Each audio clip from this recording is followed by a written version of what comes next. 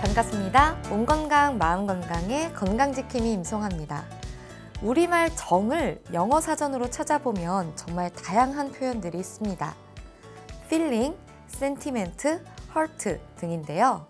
사실 정확하게 정을 나타내는 단어는 따로 찾기 어렵다고 해요. 근접한 표현으로 kind hurt 정도라고 합니다. 또 있어요. 독일 같은 유럽의 언어에서는 우리나라 효도에 해당하는 정확한 단어를 찾기 어렵다고 하는데요. 물론 유럽인들이 효성이 부족하다는 얘기는 아닐 겁니다. 그만큼 우리 민족이 유난히 정이 많고 효성이 지극하다는 의미일 것 같아요. 세상 일이 바쁘다는 핑계로 소홀해지고 무심해지는 감성들이 분명 있을 겁니다. 오늘 가족, 친후, 가까운 사람들에게 연락 한번 해보시는 건 어떨까요? 멀어서 만나지 못하면 안부 전화 혹은 안부 문자 한 통도 좋을 거예요. 몸 건강, 마음 건강, 오늘 순서 시작합니다. 라디오로 생방송되는 오전 11시 유튜브에서 원음방송 또는 몸 건강, 마음 건강 라이브를 검색하시면 실시간으로 방송에 참여하실 수 있고요. 오른쪽 하단의 구독 버튼 누르시면 원음방송의 다양한 컨텐츠들도 만나실 수 있습니다. 오늘 몸건강 마음건강 부산시 중구 광덕안정한의원 최원석 원장님과 함께합니다. 건강상담 원하시는 분들은 전화주세요. 서울 02-8231-2000번, 서울 전화 02-8231-2000번이고요. 문자 상담도 가능합니다. 샵 8970 우물정 누르시고 8970으로 보내주시면 됩니다. 짧은 문자 50원, 긴 문자와 사진 문자는 100원의 정보 이용료가 부과됩니다. 신청하실 땐 상담받으실 분의 키, 몸무게, 연세를 함께 적어주시고요. 얼굴 사진이나 아픈 부위의 사진도 함께 보내주시면 더욱 자세하게 상담 받으실 수 있습니다.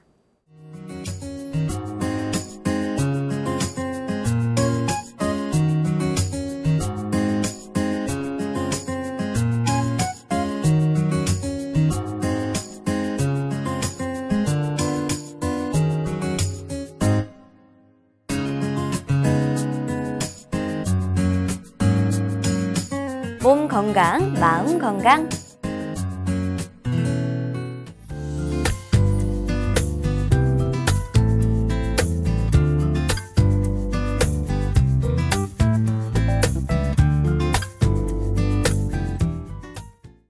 오늘 미니 강의는 최원석 원장님과 함께합니다. 원장님 안녕하세요. 안녕하세요.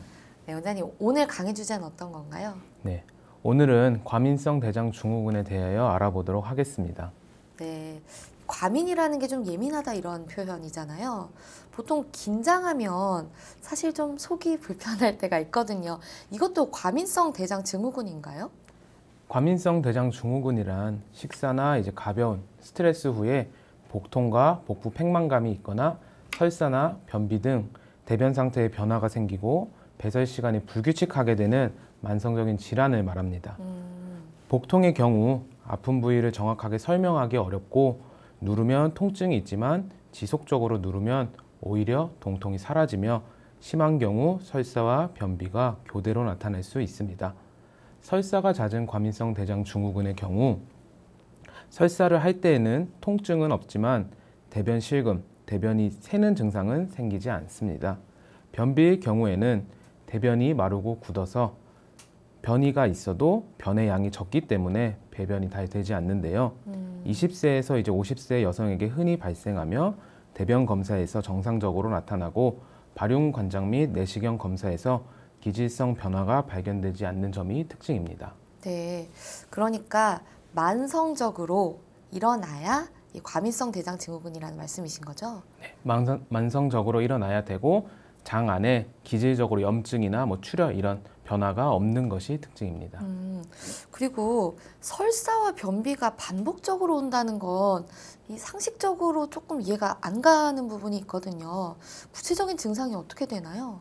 네, 과민성 대장 증후군의 전형적인 증상은 아랫배가 아프고 배변 습관이 바뀌는 것입니다. 네. 그러나 복통의 심해도 이러한 증상들은 변을 보고 나면 대개로 그치는 경우가 많은데요. 점액질변, 복부 팽만이나 잦은 트림, 방귀, 전신 피로, 두통, 불면, 어깨 결림 등의 증상도 나타나지만 이런 증상이 몇 개월에서 몇 년씩 계속되더라도 몸 상태에는 별 이상이 없습니다. 네. 과민성 대장 증후군은 이제 증상에 따라 크게 4가지 유형으로 분류를 해보면 첫 번째로는 만성 복통과 만성 변비를 호소하는 변비형입니다. 네. 대장의 운동을 통해 변을 배출하지 못해서 꽉 막혀 있게 되어 팽만감 외에도 만성적인 복통을 동반하기도 합니다.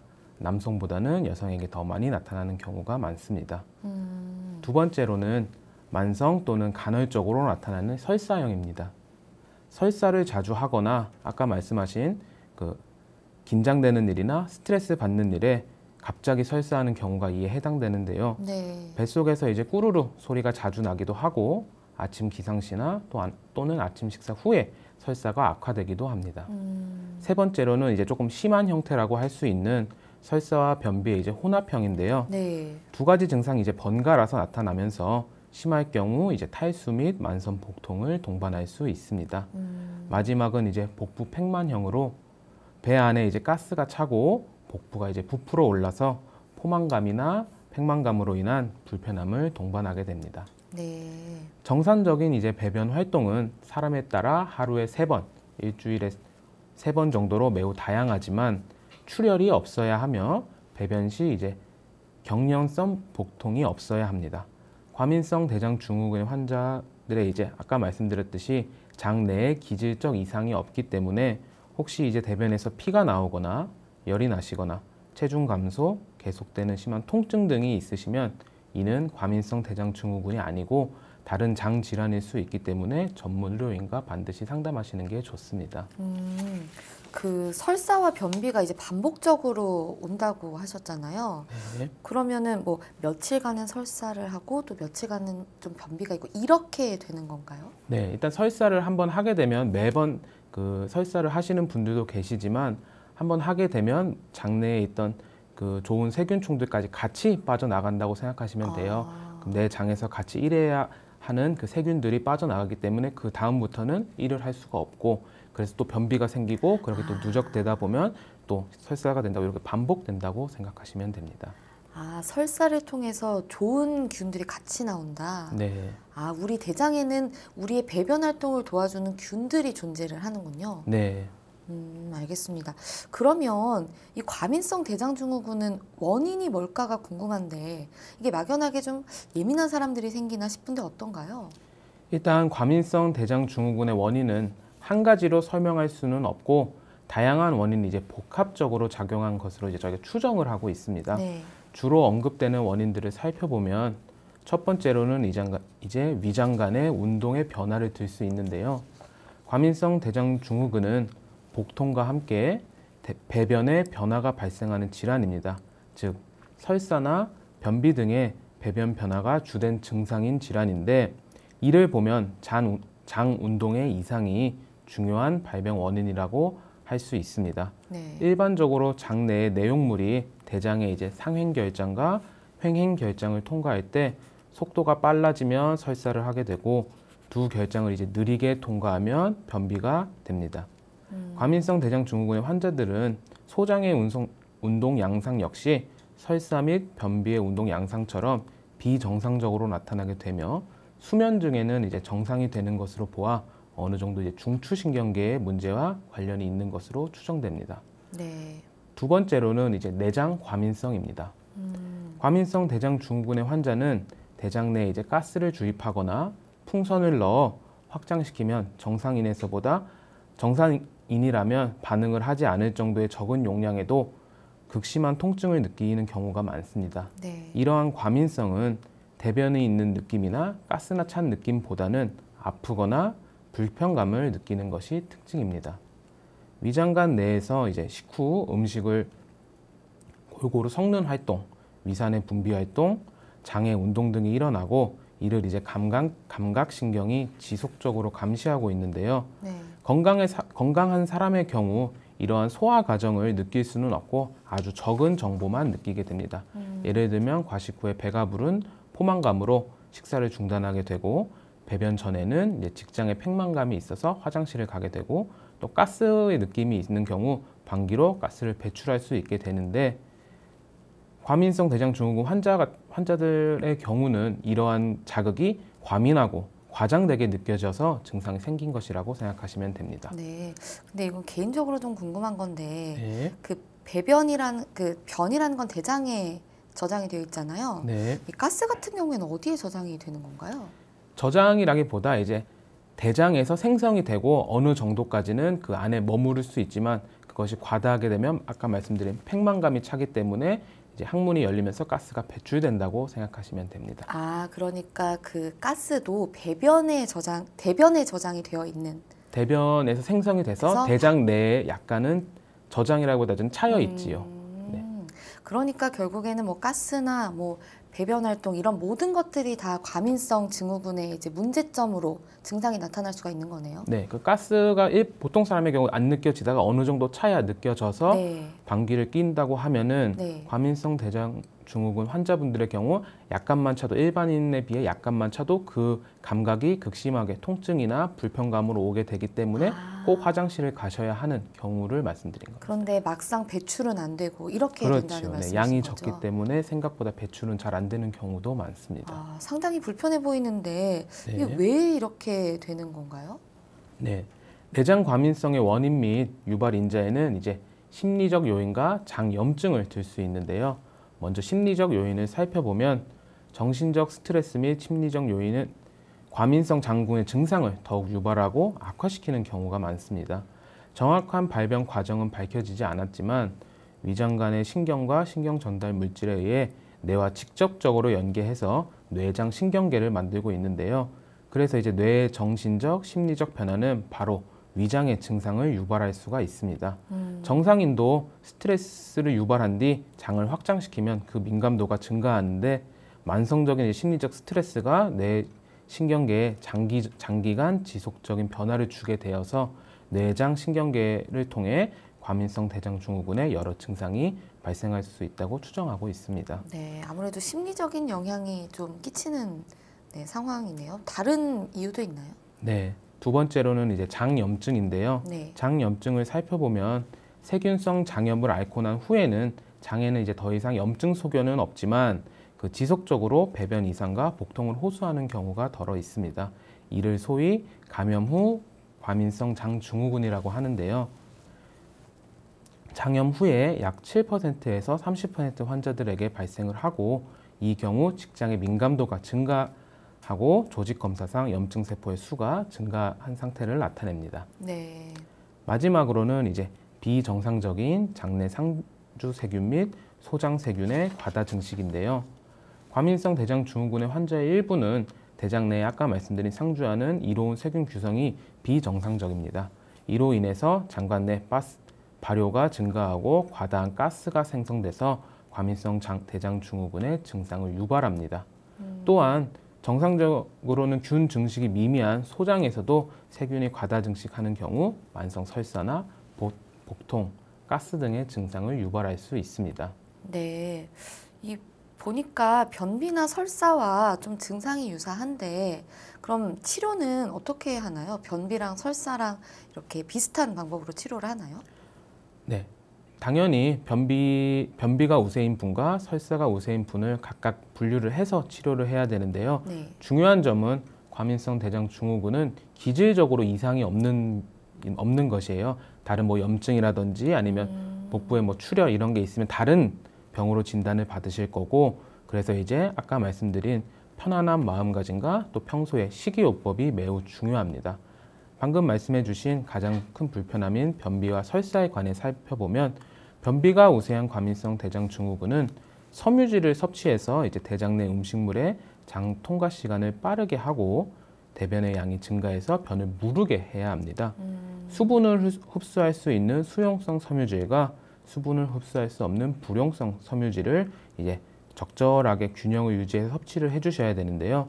수용성 섬유질의 경우 이제 과일이나 야채, 곡류 이런 곳에 많이 들어있고, 대신 이제 요 수용성 섬유질 역시 한 번에 너무 갑자기 늘리게 되면 장내 세균의 발효가 증가하기 때문에 복부팽만, 복통, 가스찬 등의 증상을 호소할 수 있으므로 서서히 늘려나가야 합니다. 네. 불용성 섬유질의 경우 나달의 곡류나 콩, 그리고 과일이나 채소의 껍질에 많다고 생각하시면 되는데요. 이들의 주된 성질은 수분을 동반해서 대변의 양을 증가시키고 대변의 통과를 빠르게 합니다. 그러나 불용성 섬유의 과다 복용 역시 복부 팽만간에 초래를 할 수 있기 때문에 증상의 호전 여부를 평가해서 처음에는 적은 양으로 섬유질을 서서히 점차 증량해 나가야 합니다.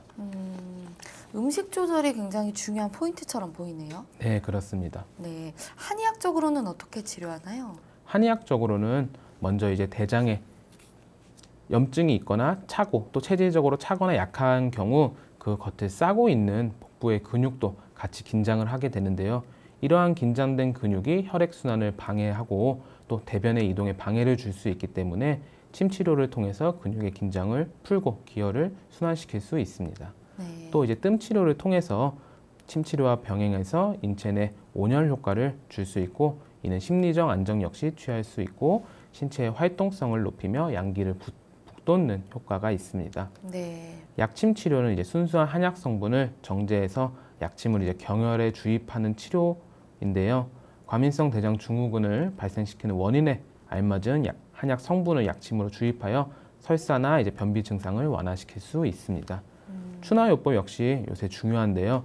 경직되거나 뒤틀린 이제 뼈와 근육을 바르게 교정하여 척추에서 뻗어져 나오는 신경이 눌려서 과민성 대장증후군의 증상을 악화시키는 것을 방지할 수 있습니다. 네. 한약 치료 역시 필요한데요. 환자 개개인의 체질과 증상에 정확하게 감별을 하여 설사나 변비 증상을 완화시키고 근본 원인이 되는 인체의 약한 부분을 보완하는 효과가 있습니다. 때로는 네. 몸 전체에 활력을 불어넣고 더 나은 컨디션을 유지시켜 주는 것이 포인트입니다.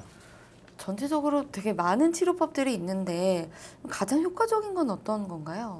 일단 치료는 이제 증상 완화의 효과인 게 보고 제일 중요한 거는 앞서 말씀드린 이제 심리적 안정과 식이요법입니다. 그게 말 그대로 원인을 최대한 제거할 수 있는 방법이기 때문이고 대신 그게 이제 일상생활에서 하기 힘들기 때문에 이런 치료들을 같이 도움을 받으시면서 하는 게 제일 좋다고 생각하시면 됩니다. 근본적인 치료법이 결국엔 심리적 안정과 그리고 또 식이요법이라는 말씀이신 거네요. 네, 당연히 그 한약 치료나 뭐 다른 침 치료 무슨 약침 치료만 받으신다고 바로 낫는 게 아니라 네. 식이요법 그리고 그 스트레스나 심리적 긴장의 원인이 되는 부분을 해소하는 것이 어떻게 보면 그런 치료 더 근본적인 치료라고 볼 수 있습니다. 네. 근데 보통 예민하신 분들은 네. 사실 뭐 조절하시는 게 좋겠지만 쭉 예민하신 경우들이 많잖아요. 네. 그러면 이 과민성 대장증후군을 계속 안고 가는 분들도 있으신가요? 네, 왜냐하면 사실 말 그대로 기질적으로 이상이 없기 때문에 병원에 가서 치료나 이런 거 받으셔도 증상의 완화 쪽으로 치료를 합니다. 네. 그렇기 때문에 어떻게 보면 원인도 사실 무엇이다 이렇게 정확한 경우는 잘 없거든요. 복합적으로 작용하기 때문에 그 심리적 요인과 식이요법을 해주시는 게 좋은데요. 일상생활에서 이제 도움이 되는 팁을 조금 드리자면 네. 아까 말씀드린 이제 식이섬유가 중요한데 네. 우리는 이제 주로 이제 흰 빵이나 부드러운 단당류, 쌀 이런 쪽에 정제된 식품들을 많이 먹기 때문에 식이섬유 섭취량이 많이 부족하게 됩니다. 그래서 식이섬유를 통해 변비가 주 증상인 분들의 경우 장 기능을 강화시켜 주셔야 하는데요. 네. 아까 말씀드린 이제 수용성 섬유질, 수용성 식이섬유의 경우 해조류나 버섯, 과일, 야채, 뭐 사과나 레몬 이런 쪽에 많이 들어있다고 생각하시면 되고 또 불수용성 식이섬유 같은 경우에는 콩 그리고 이제 곡식, 현미나 또 이제 새우, 게, 갑각류의 껍질, 또 과일의 kop질, 사과나 고구마의 껍질 역시 유기농 제품을 사셔서 드시는 것이 좋습니다. 네. 당연히 이제 담배나 술, 커피 등 장에 자극이 될 만한 기호식품들은 삼가셔서 설사 증상인 분들에게 이런 장 자극을 더 줄여주어야 합니다. 커피도 좀 안 좋나요? 네, 커피도 결국 카페인이기 때문에 물론 하루에 한 잔 정도 드시는 건 좋지만 과다하게 3잔, 4잔 넘게 습관적으로 드시는 거는 좋지 않은데 장을 더 민감하게 해서 설사 쪽으로 더 안 좋다고 생각하시면 됩니다. 네. 또 이제 과식은 당연히 줄이셔야 하고 칼로리가 너무 높은 기름진 식사를 줄이셔야 하는데요. 과식을 하거나 이제 칼로리가 높은 기름기 많은 음식을 섭취하면 갑작스럽게 음식이 과도하게 장으로 들어가서 장에 무리를 주어 장의 피로감을 높일 수가 있습니다. 또 이제 장이 예민하다면 육류의 섭취량을 좀 줄이시는 것이 좋습니다. 네. 특히 육류 중에서도 붉은 육류와 소시지, 햄 같은 가공품이 제일 안 좋다고 보시면 됩니다. 네. 포화 지방의 비율이 높고 장내에 아까 말씀드린 좋은 세균들도 있지만 나쁜 세균들, 유해균들이 많아지기 때문에 장 기능에 저하가 올 수 있고, 쇠고기 같은 경우에는 이제 마블링 많은 부위가 식감이 더 좋기 때문에 많이 드실 수 있는데요. 마블링은 말 그대로 지방이기 때문에 단백질 외에 과도한 육류의 지방을 섭취하게 되는 것은 장에 무리를 줄 수 있습니다.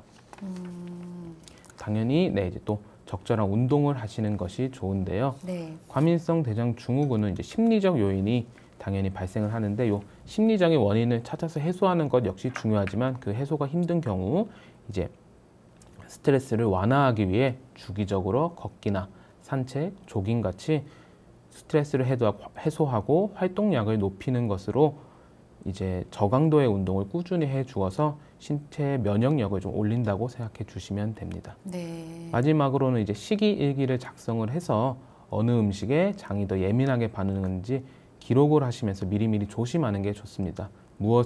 오늘 무엇을 먹었고 그때 이제 장이 민감하게 반응을 했다. 그걸 몇 번을 좀 하시다 보면 자기 몸에 맞지 않는 음식군들이 나오거든요. 네. 그 음식들을 피해 주시는 게 좋습니다. 아, 근데 이 저강도 운동이라는 게 네. 말하자면 이게 뭐 운동을 한 건지 그냥 가볍게 몸을 푼 건지 하는 정도의 운동이잖아요. 네. 이런 게 실제로 우리 몸에 영향을 좀 주나요? 네, 일단 물론 실내 운동도 있지만 아까 말씀드린 걷기나 산책, 조깅 같은 경우에는 대부분 이제 밖에 나가서 햇빛을 쐬면서 또 맑은 공기를 마시면서 하고 몸을 말 그대로 상쾌하게 해줄 수가 있어요.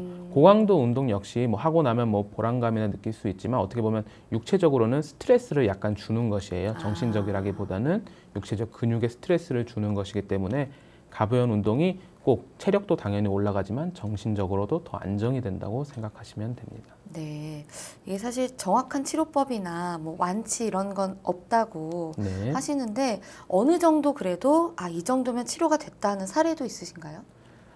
사례를 말씀을 드리면 일단 그 설사가 심하신 분들이 있어요. 네. 어떻게 보면 과민성 대장 증후군까지 증후보다 어떻게 보면 더 심하신 분이었는데 그 설사 쪽도 침 치료랑 한약 치료로 저희가 많이 호전된 분이 계시거든요. 특히 이제 체질에 맞는 식단을 저희가 추천을 드려서 그 자기 몸에 맞지 않는 음식을 먹어서 더 설사가 많이 나는 하루에 한 10번 내지 15번 정도 화장실을 가신 분이었는데 물론 큰 불편감은 없었고 뭐 검사에서 이상도 없으셨어요.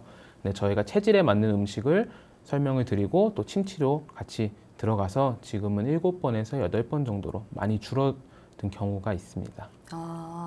사실 이 말씀 주신 식이일기 같은 거 쓰기가 네, 쉽지 않은데 그렇죠. 그런 게 좀 불편하다 하시는 분들은 체질 검사 같은 걸 한번 받아보셔서 좀 나에게 맞는 것과 맞지 않는 것들을 구분하시는 것도 좋겠네요. 네, 아까 육류 쪽을 잠깐 예를 들어서 설명을 드리면 이제 체질별로 맞는 육류가 있어요. 뭐 가장 기본적인 사상 체질로 제가 설명을 드리면 이제 태음인 같은 경우에는 이제 네. 육고기류가 다 괜찮다고 보시면 됩니다. 그 중에서도 이제 소고기류, 아까 말씀드린 대신 이제 고깃집에서 구워 먹고 기름기 많은 부위가 아니라 소고기 쪽이 괜찮고 또 국으로 우려내서 먹는 것도 좋다고 생각하시면 됩니다. 네. 그리고 이제 소양인의 경우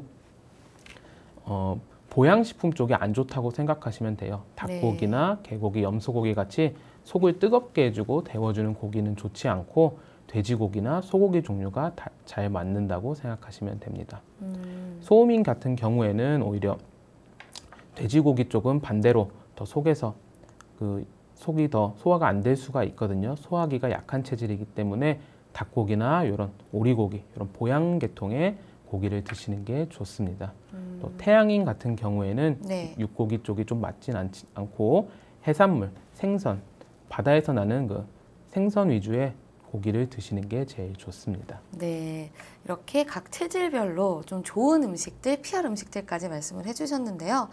과민성 대장증후군 사실은 좀 막연하게 잘 몰랐는데 오늘 좀 구체적으로 알게 되는 계기가 됐던 것 같습니다. 원장님 오늘 좋은 말씀 감사합니다. 네, 감사합니다. 미니 강의 오늘은 최원석 원장님께서 과민성 대장증후군에 대해 자세히 강의해 주셨습니다. 미니 강의 함께 하시면서 궁금한 점 있거나 오늘 강의 주제와 연관이 없더라도 평소에 건강 상담 받아보고 싶었던 분들 전화 주세요. 본인 증상은 물론 가족이나 지인의 증상으로도 상담 가능합니다. 서울 전화 02-823-2000번으로 전화 주시면 되는데요. 몸 건강, 마음 건강이 라디오로 생방송되는 평일 오전 11시부터 정오 사이에 전화 열어두고 있습니다. 문자로도 상담 신청 받고 있는데요. 문자 참여는 샵8970, 우물정 8970입니다. 짧은 문자 50원, 긴 문자, 사진 문자는 100원의 정보 이용료가 부과됩니다. 건강한 행복을 만나는 시간, 여러분은 지금 WBS 원음방송 건강상담 프로그램 몸건강, 마음건강 함께하고 계십니다.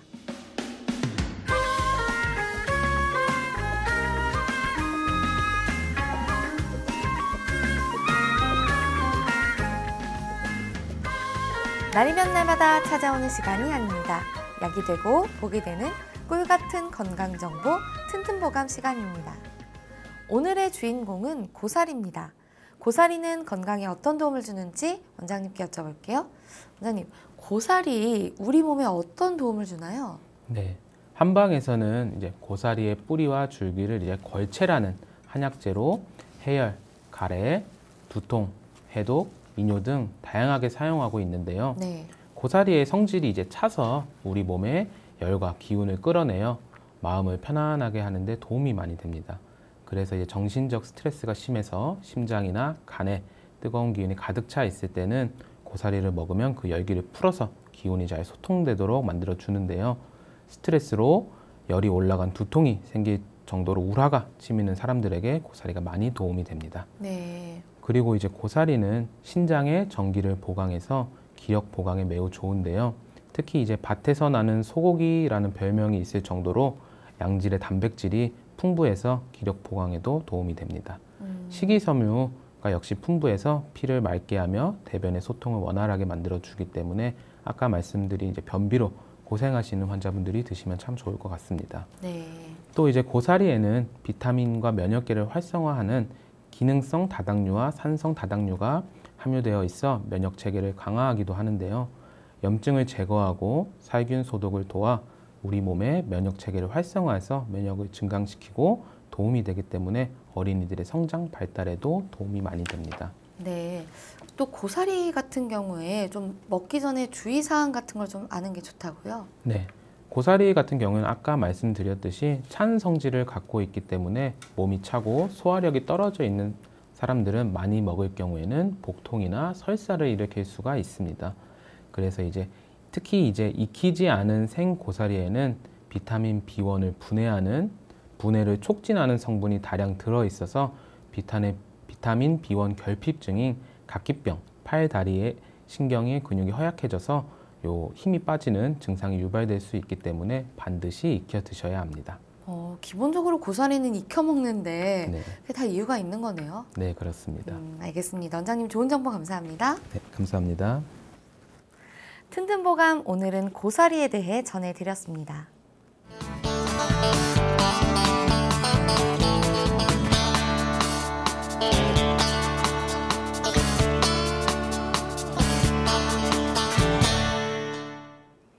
자, 그럼 오늘의 건강상담 시작해 볼 텐데요. 건강상담은 체질이나 상황에 따라 개인차가 있을 수 있다는 점 미리 말씀드립니다. 상담 전화 서울 02-823-2000번입니다. 몸건강, 마음건강은 TV와 라디오를 통해 방송됩니다. 원음방송TV는 스카이라이프 채널 187번, KT 올레TV 239번, SKBTV 309번, LGU 플러스 278번, 딜라이브 239번, CJ헬로 238번, 현대 HCN 549번, 제주 KCTV 375번, 금강방송 796번, 모바일 에브리온 TV는 채널 100번이고요. 라디오는 서울 경기 FM 89.7, 부산 경남 104.9, 대구 경북 98.3, 광주 전남 107.9, 전북 충남 지역은 97.9MHz입니다. 원음 방송은 스마트폰으로도 만나실 수 있는데요. 플레이스토어나 앱스토어에서 원음 방송 검색하시면 무료로 다운받으실 수 있습니다. 오늘은 최원석 원장님께서 친절한 상담해드립니다. 자, 그럼 첫 번째 전화 받아보겠습니다. 여보세요? 여보세요? 네, 반갑습니다. 네, 안녕하세요. 네, 본인 상담이신가요? 아니요, 저희 아들 상담이에요. 네, 그럼 아드님 키와 몸무게 그리고 나이가 어떻게 되나요? 키는 179고, 네, 몸무게는 66kg, 네. 나이는 19살, 고3이거든요. 네. 지금 제 옆에 최원석 원장님 나와 계십니다. 편하게 상담 받아보세요. 네, 알겠습니다. 네, 안녕하세요. 예, 안녕하세요. 네, 아침을 먹고 나면 이제 화장실을 자주 가고 또 시험 기간에 네. 이제 긴장을 하게 되면 더욱 심해진다고 하셨는데 그 네. 혹시 변을 볼 때 이제 설사나 이제 묽은 변을 본다고 하던가요? 예. 그리고 묽은 평소에는 변을 봐요. 네, 묽은 변을 보고 평소에는 화장실을 몇 번 정도 가나요? 아침, 저녁 2번 정도 가는 것 같아요. 네, 2번 정도 가고 시험 기간에는 그럼 더 자주 가시겠네요. 예, 시험 기간에는 아침에 좀 일찍 일어나서 화장실 가는 시간을 이제 확보해 놓고 아, 움직이거든요. 밥 먹고 나서. 식후에 몰라서. 화장실을 가시네요. 아침 식사 후에. 예, 식후예요. 그 혹시 다른 검사 뭐 대장 쪽으로 해보신 거 있으신가요? 아니요, 한 건 없고요. 네. 보통은 시험 기간에만 항상 그랬는데 고3이 되니까 이게 이제 기간이 길어지더라고요. 네. 신경을 자꾸 쓰다 보니까. 네. 예. 확실히 그 아까 설명드린 과민성 대장 증후군의 이제 설사를 자주 하는 증상일 수가 있는데요. 뭐 변을 보실 네. 때 이제 피가 나오거나 이제 뭐 열이 난다거나 그런 건 없으시지요? 네네. 네. 그러면 이제 설사형의 과민성 대장 증후군으로 제일 의심이 되고 말 그대로 긴장이 심해져서 그런 건데 그 혹시 카페인 종류를 뭐 즐겨 드시나요? 그러니까 하루에 한 잔 정도 먹는 걸로 알고 있어요. 그렇게 자주 먹진 않아요. 네. 카페인 종류 이런 것들을 조금 줄여주시는 게 좋고 네. 네. 그리고 이제 그 체질적으로 혹시 판별 받으신 적이 있나요? 아니요, 없어요. 그런 건 없으시고, 네. 특별히 뭐 다른 음식 먹고 크게 안 좋았던 그 상황이 있었나요? 여러 종류의 음식 중에서?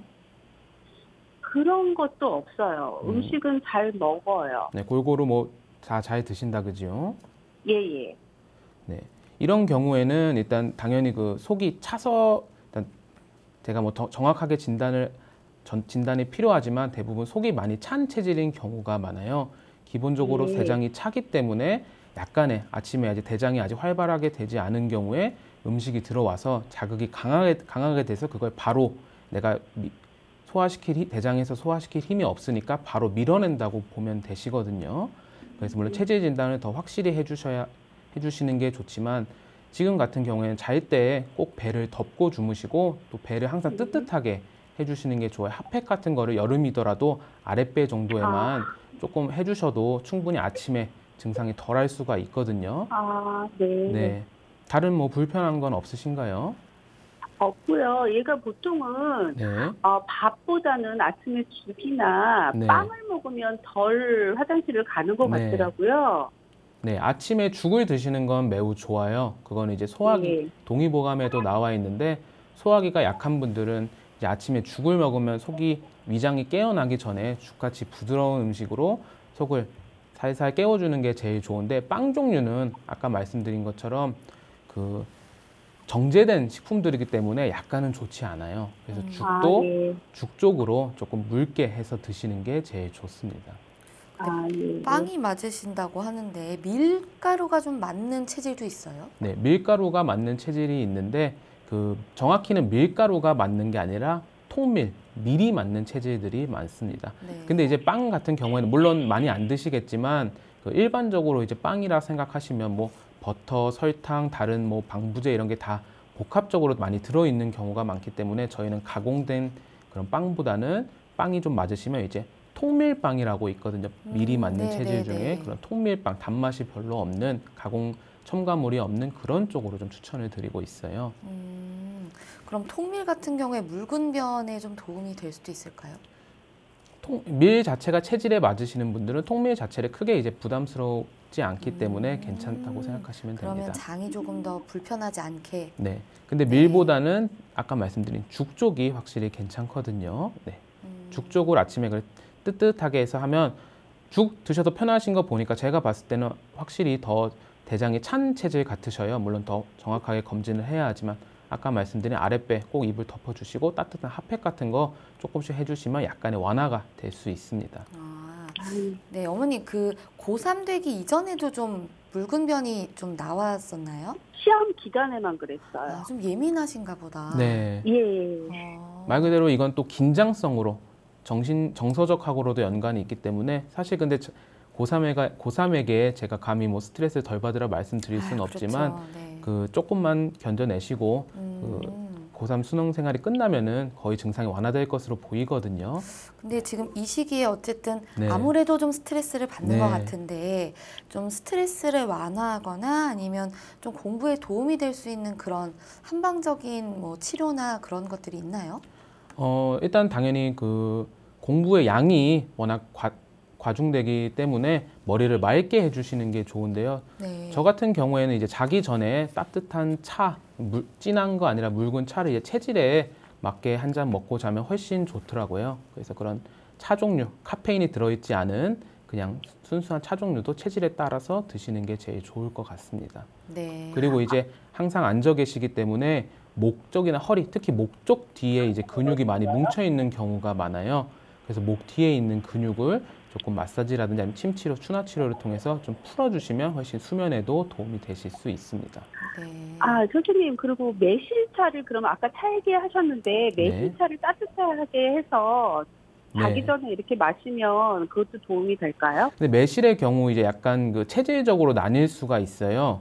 그래서 맞는 체질이 있고 안 맞는 체질이 있을 수 있기 때문에 매실보다는 조금 더 연한 매실 같은 경우에 맛이 좀 센 편이거든요. 물론 약간 달달하기 때문에 약간 몸에 이완되는 것도 있지만 조금 다른 종류로 조금 더 약한 차를 드시는 게 저는 도움이 될 것 같습니다. 네. 아니면은 그 뭐 안정감을 주기도 좋겠지만 좀 머리를 맑게 해준다고 해서 뭐 총명탕 같은 거 드시잖아요. 네네. 이런 것도 좀 효과가 있나요? 네, 한약의 경우 당연히 일단 첫 번째로 아까 말씀드린 몸에 지쳐 있는 이게 가만히 앉아서 이제 공부만 하더라도 뇌는 계속 깨어 있기 때문에 많은 피로감이 옵니다. 그 피로감이 이제 근육까지 전달이 돼서 목 어깨나 허리 이런 데가 많이 뭉치고 결리고 하실 수가 있거든요. 네. 그런 이제 근육의 기혈을 풀어주는 약하고 아까 말씀드린 머리를 맑게 해주는 약이 이제 총명탕이라고 보시면 됩니다. 그쪽으로 드시면서 체력이 증진되면은 당연히 힘든 감이 덜할 수 있거든요. 총명탕이 그런 효과를 가지고 있는 약이네요. 복합적으로 같이 들어있다고 보시면 됩니다. 알겠습니다. 네, 어머니 더 궁금한 거 있으신가요? 아니요. 충분히 답변 잘 들었습니다. 네, 알겠습니다. 네, 그럼 오늘 전화 주셔서 감사합니다. 감사합니다. 네, 안녕히 계세요. 네. 네.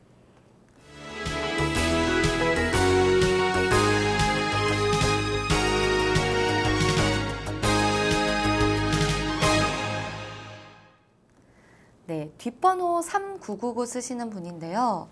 아들이 늦은 나이에 군대를 갑니다. 20대 후반인데요.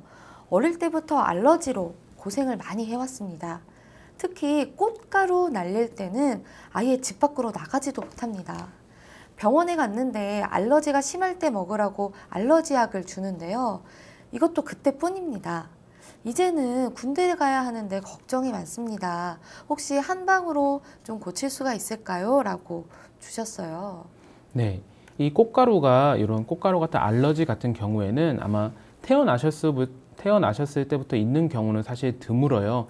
네. 어느 정도 이제 면역력이 약해졌을 때 그 자가 면역으로 그런 알러지가 나타나는 경우가 많거든요. 아마 받으시는 약들은 말 그대로 항히스타민제 알러지 증상을 완화시키는 약들일 수가 있기 때문에 근본적인 치료가 아니라고 생각하시면 됩니다. 근본적으로 내 체력과 면역력이 올라가게 되면은 그 같은 꽃가루가 들어오더라도 증상이 훨씬 덜하거나 증상이 없는 경우가 많습니다. 그리고 이제 체질적으로 또 말씀을 드려야 하는데 네. 그 체질식이 이제 골고루 먹는 사람들은 보면 건강한 편이잖아요. 당연히 체질에 안 맞는 음식도 먹고 있지만 체질에 맞는 음식들도 많이 먹고 있기 때문에 면역력이 올라가서 체질에 안 맞는 음식에 대한 반응들이 적은 경우가 많아요. 그래서 체질적으로 더 내 몸에 맞는 음식을 해서 그 잔 염증이나 이런 알러지의 원인을 뿌리를 뽑는 것이 중요합니다. 근데 그 이분 같은 경우에는 어쨌든 알러지에 대해서 계속적으로 네. 약을 드셨는데 네. 또 그게 그때뿐이라고 하면 이제 군대를 가서 매번 이제 약을 그때그때 먹기가 어렵잖아요. 네. 근본적 치료를 좀 원하시는 것 같은데 좀 이게 가능한가요? 네. 근데 이제 한약 치료를 이럴 땐 접근을 해야 되거든요. 체질에 네. 맞는 한약을 통해서 아까 말씀드린 체력과 면역력을 키워 올리면 그 같은 꽃가루가 들어와도 증상이 훨씬 덜하고 또 그게 더 건강해지면 이겨낼 수 있는 치료가 필요한데 사실 지금 증상이 좀 길다 보니까 네. 조금 장기적인 치료가 필요하실 것 같습니다. 아, 근데 이제 곧 군대를 가는 것 같은데 좀 단기적으로 뭔가 물론 완전한 치료는 네. 아니겠지만 네, 좀 도움을 줄 수 있는 좀 군대 가는데 걱정하지 않으실 수 있도록 하는 그런 게 가능할까요? 네, 일반적으로 좀 좋은 거는 기관지 쪽으로 좀 좋은 거를 말씀을 드리면 이제 거의 약재를 이제 집에서 드실 수 있는 걸 좀 추천을 드리면 도라지 쪽이 좀 좋습니다. 도라지랑 도라지요. 배를 이제 꿀에 좀 절여가지고 같이 드시면 이제 그게 거의 한약의 이제 길경탕이라고 하는데 길경이 도라지 뿌리거든요. 네. 네, 그래서 도라지나 배, 물론 체질에 따라 다르지만 그쪽이 일반적으로는 요 기관지 알러지 이런 쪽에는 도움이 되는 거로 추천을 드릴 수 있겠네요. 네. 근데 알레르기가 네, 정말로 많더라고요. 예를 들면 그렇죠. 바람 알레르기가 있으신 분도 있고 그럴 텐데 좀 대표적인 알레르기들이 있잖아요. 네. 좀 이런 게 좋다, 이런 걸 피하면 좋다. 몇 가지만 좀 알려주실 수 있나요? 네. 당연히 꽃가루 알레르기 같은 경우에는 이제 뭐 당연하지만 마스크를 하신다든지 해서 꼭 그 원인 물질의 직접적인 차단, 특히 코나 입으로 들어오지 않게 해주시는 게 매우 중요하고요. 네. 또 이제 음식 같은 경우에 워낙 다양하기 때문에 그거를 꼭 선별을 해주시고 웬만하면 그 처음 드실 때 그 꼭 빼고 드시는 게 좋습니다. 또 많이들 사실 앓는 것 중에 하나가 먼지 알레르기 네. 있잖아요. 그런 것들은 좀 어떻게 대비를 해야 될까요? 저도 이제 진먼지 알레르기가 약간 생긴 적이 살짝 있어요. 아, 그럼 생겼다 없어지기도. 네, 없어졌다기보다는 이제 좀 저도 이제 체력이 많이 약해졌을 때가 있었는데 그때 이제 청소를 하고 하면 원래라면은 없었을 증상이 약간 심하게 콧물이 많이 나오고 재채기가 많이 나오든지 하더라고요. 네. 그래서 그 체력을 조금 올리고 아까 말씀드린 적절한 저강도의 운동 그리고 항상 햇볕을 많이 봐주셔서 몸의 면역력을 올리고 하는 쪽으로 해주시는 게 좋을 것 같습니다. 알겠습니다. 네, 뒷번호 5885 쓰시는 분인데요. 허리가 아픈 지 오래됐습니다. 협착증이라고 하는데요. 평소에는 참을 만한데 어떤 때는 못 견디게 고통스럽습니다. 병원에서 수술하자고 하는데요. 주위에선 또 함부로 수술하지 말라고 하고요. 어떻게 해야 할까요? 하셨어요. 네, 물론 제가 직접 이제 어느 정도 상태인지 모르기 때문에 수술을 이제 해야 된다 말아야 된다는 감히 말씀드리기는 어렵지만 네. 그 말은 맞습니다. 수술을 한번 하면은 당연히 효과가 있지만 그 뒤에 지금 나이가 제가 몇 세신지 모르지만 너무 젊으신 경우에는 안 하시는 게 좀 추천을 드리거든요. 왜냐면 그 수술을 하고 나면은 나중에 이제 재수술을 해야 되는데 연령이 너무 늦어지면은 재수술을 할 수가 없어요. 그럼 그 뒤에는 계속 이제 아픈 채로 그 다니시는 분들이 저희 한의원에 많이 오시더라고요. 그래서 수술은 진짜 꼭 필요할 때 전문 선생님하고 상담을 하셔서 해야 하고 그 전에 이제 추나 치료나 봉약침 치료로 그 주변에 뭉친 근육들의 긴장을 이완시켜주고 또 신경이 눌리는 그런 통증이나 염증들을 제거해 줄 수 있습니다. 아, 그래서 아무래도 수술은 조금 미루고 네. 뭐 봉약침이라든지 등으로 좀 완화하는 방법을 좀 추천을 하신다는 거죠. 네, 그렇습니다. 근데 사실 오래됐다고 하시거든요. 네.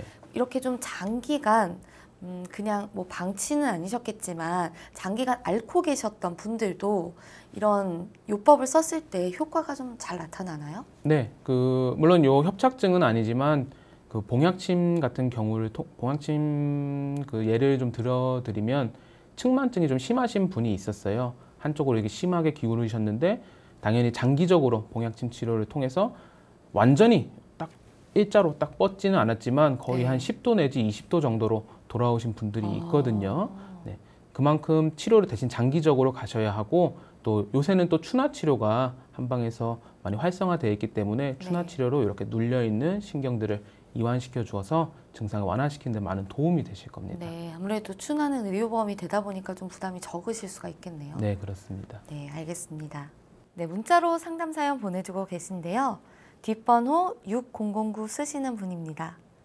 저는 방귀가 너무 자주 나옵니다. 음식 때문에 그런가 싶어서 검색도 해가면서 방귀 안 나오는 음식들을 먹고 있는데요. 그래도 방귀가 자주 나옵니다. 사실 냄새도 좀 나서요. 보통은 참으려고 하는데 어떤 때는 저도 모르게 나오는 경우가 있습니다.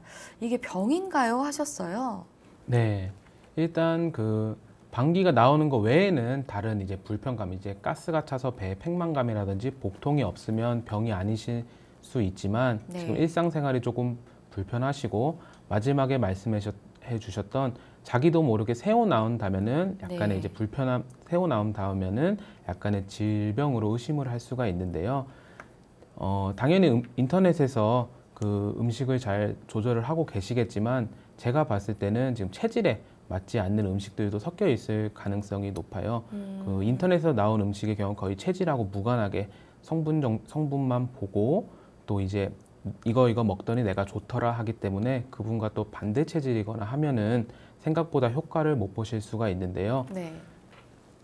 그래서 가까운 한의원에 내원하셔서 체질을 판별 받으시고 체질에 맞는 식당, 아까 제가 말씀드린 특히 방귀의 경우 단백질에서 나오기 때문에 그 단백질이 체질에 맞는 단백질을 드시는 게 중요하고 또 이제 배가 차서 그런 분들도 계세요. 배가 찬 분들의 경우 항상 배를 꼭 이불까지 덮어서 아랫배를 따뜻하게 해주시는 게 많이 도움이 될 수 있습니다. 오히려 방귀를 더 참으셔서 네. 자꾸 하실 경우 더 다른 질병이 될 수 있거든요. 네. 그래서 당연히 혼자 계실 때는 배출을 해주시는 게 좋고 그 혹시나 이제 자기도 모르게 나오는 게 심해지거나 이제 대변이 같이 나올 경우 그것은 이제 병이기 때문에 가까운 전문 의료인과 상담을 해주시는 게 중요합니다. 그 참을 때가 있잖아요. 네. 그럼 그게 어디로 가는 건가요? 어디로 간다는 게 아니라 네. 말 그대로 그 이제 가스가 차는데 가스가 이제 대장에 차는데 그게 네. 이제 완전히 다 차는 게 아니라 어느 정도 차면은 이제 이걸 그대로 참으면 안 되기 때문에 몸에서 신호를 주는 거예요. 네. 그래서 어느 정도까지는 여유 용량이 있다고 생각하시면 되기 때문에 방귀는 이제 대장 안에 그대로 있다고 생각하시면 돼요. 어디로 따로 가는 게 아니라. 그러다가 이제 그 신호가 좀 감각이 익숙해지면 간혹 이제 또 괜찮은 경우가 네. 있는데 그거는 방귀가 어디로 간 건 아니고 그 대장에서 보내는 신호가 뇌에서 익숙해져서 잠깐 가라앉은 거라고 생각하시면 됩니다. 그러면 결국 참았다는 건 장내에 오래 머물러 있다라는 거니까 결국 좋을 건 없다. 네, 참을수록 좋지는 않습니다. 그리고 방귀가 방금 단백질에서 좀 나오는 거다 말씀하셨잖아요. 근데 왜 보리밥 먹으면 네. 방귀 자주 나오니까 먹지 마라, 뭐 네네네. 고구마 먹지 마라 이런 얘기들이 있거든요. 그건 그 단백질이 아닌 것 같은데. 단백질이 아니지만 그것은 이제 아까 말씀드린 식이섬유 때문입니다. 식이섬유들이 그 고구마나 특히 고구마는 껍질째 먹게 되면 수용성과 불용성 그 두 가지 식이섬유를 같이 먹기 때문에 네. 그 장내 그 미생물들을 더 활성화시켜서 가스가 더 많이 배출된다고 생각하시면 됩니다. 보리밥도 마찬가지인가요? 네, 그렇습니다. 보리밥도 특히 그 껍질에 있는 그 불용성 식이섬유들이 장내 활동을 더 활발하게 해줘서 가스가 더 생성된다고 생각해 주시면 됩니다. 그러니까 대장이 건강하게 움직일수록 네. 아무래도 가스 배출도 좀 많아진다. 네, 그렇지요. 식이섬유가 문제거든요. 꼭 나쁜 것만은 아니네요. 사실 방귀에 있어서는 좀 문제일 수도 있지만 네, 또 그렇습니다. 몸이 건강해진다는 신호라고 사실은 봐야 되는. 네, 안 나오는 것보다는 나오실 때 자주 배출해 주시는 게 좋은데 아까 네. 말씀드린 그 나도 모르게 나오는 쪽은 항상 경계를 해주셔야 합니다. 알겠습니다. 그래서 이분 같은 경우에는 그러면 단백질을 골라서 이제 피해서 드시겠지만 본인 체질에 맞는 게 어떤 건지를 재점검해 보시는 것도 네, 도움이 그렇습니다. 되실 것 같네요. 네, 그렇습니다. 네, 알겠습니다.